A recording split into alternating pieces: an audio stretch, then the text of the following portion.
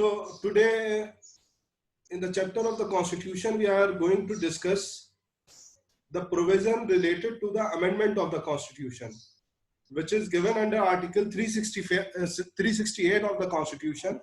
The provision for the amendment of the Constitution is taken from the South African Constitution.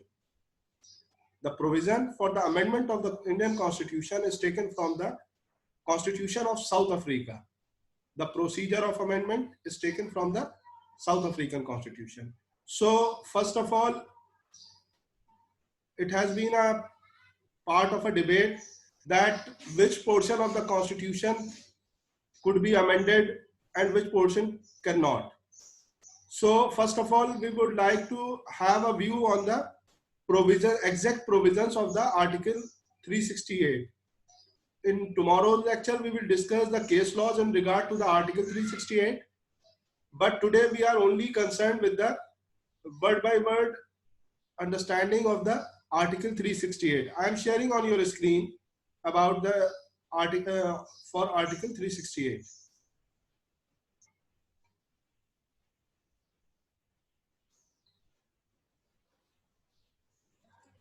What does it say? Article 368 of the Constitution. Power of the Parliament to amend the Constitution and procedure thereof. This article particularly consists of two things: the power of the Parliament to amend the Constitution and the procedure to amend the Constitution. There are two things consist of. There are two things in Article 368. One is the power of the Parliament to amend the Constitution, and the second one is the procedure to amend the Constitution. What the clause 1 says, notwithstanding anything in this Constitution, in spite of, notwithstanding का मतलब होता है in spite of anything in this Constitution, कुछ भी है इस Constitution में, उसके बावजूद Parliament may in exercise of its constituent power amend by way of addition. Parliament could add anything into the Constitution, variation, may vary the things, or repeal any provision of this Constitution in accordance with the procedure laid down in this article. Clause 1 is the power of the Parliament. Clause 1 of Article 368 shows the power of the Parliament, in which the Parliament could amend the Constitution. What is the power? To edit, to add something, to vary something, to repeal something, by the procedure laid down in this article. The procedure is later on. In clause 2, an amendment to this Constitution may be initiated only by introduction of a bill for the purpose in either a house of the Parliament. The bill in regard to the amendment of the Constitution could be put in either house of the Parliament, either in Lok Sabha or Rajya Sabha. And when the bill is passed in each house, by a majority of total membership of that house present and voting, it shall be presented to the President, who shall give his assent to the bill, and thereupon the Constitution shall stand amended in accordance with the term of bill. This is the amendment by simple majority. The total number of the membership of the house present and voting.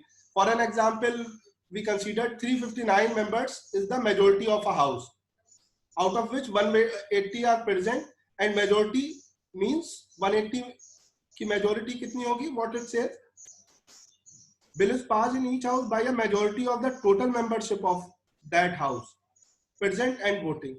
Total membership जिसकी भी है 180 is the majority. 180 जो उस वक्त लोग मौजूद हैं, उनकी मेजोरिटी अगर उस बिल को पास कराएगी, वो बिल सिंपल अमेंडमेंट होगा. ये समझ लीजिए. There are two types of amendment, by simple majority or by the special majority. First of all, we are talking about the simple majority amendment. An amendment of this Constitution may be initiated only by the introduction of a bill for the purpose in either house of the Parliament, and when the bill is passed in each house by a majority of total membership of that house present, majority of the total membership of that house.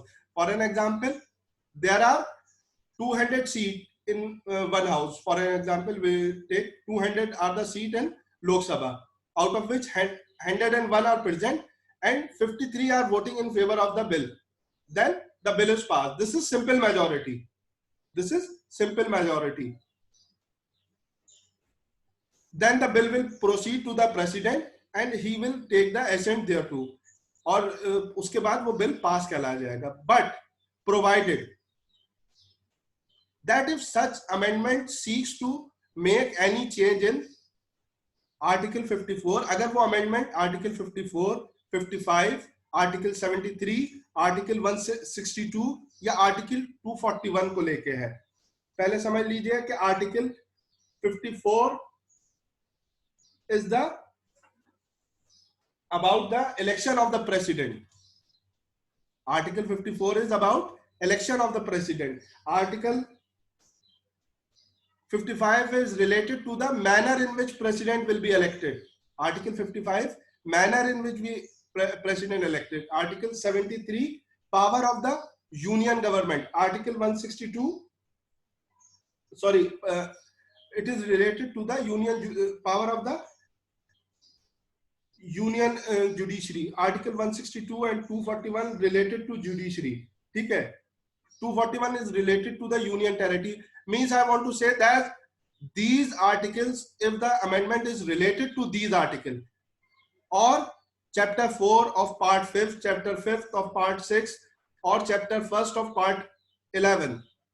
These are the chapter 4 of part 5th related to the union judiciary, chapter 5th of part 6 legislative power of governor, chapter 1st of part 11 is the relation between state and union. If the amendment is related to these things, any list in the 7th schedule, the representation of states in parliament, if the amendment is related to any of the provision given here, then it should be amended by the special majority. Rest of the provision could be amended by simple majority. But if the amendment is related to these A, B, C, D, E, then it will be amended by special majority and with the consent of the state. What it says, the provision of this article, the amendment shall also require to be ratified by the legislature of not less than one half. जो legislature states का है, जो विधानसभाएं state में हैं, उनके legislature, उनमें भी जो मान लीजिए जैसे 24 स्टेट में विधानसभा है, 24 स्टेट हैं या 26 स्टेट हैं, उन 26 यानी 13 स्टेट इस बिल के लिए जो है रिजोल्यूशन पास कराएंगे. अगर कोई प्रोविजन कॉन्स्टिट्यूशन का इन पार्ट से अमेंड होना है, तब क्या होगा, स्टेट लेजिस्लेचर का भी इंटरफेरेंस होगा कॉन्स्टिट्यूशन अमेंडमेंट में. ठीक है, अभी मैं यहीं तक पढ़ता हूं, आगे क्या जो चीजें हैं वो मैं बाद में डिस्कस करूंगा. I am stopping the share. I will ask one by one about this next portion.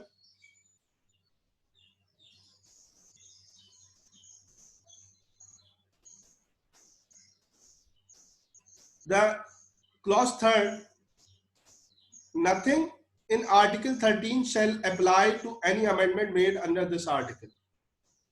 Article 13 says that any law made by the Constitution will be void or violative of fundamental right will be void. Any law made by the Parliament will be void if it is contrary to the part 3rd of the provisions of the part 3rd. This is given under Article 13. But nothing in the Article 13 shall apply to any amendment made under this article. If an amendment is made under this article, the Article 13 shall not apply on the amendments made by this article. If anything amended in the Constitution by this article, nothing shall apply from the Article 13. To understand easily, we could say that Article 13 is not applied on the amendments of the Article 368. This is the simple thing. If any law is made violative of fundamental right by the amendment of the parliament,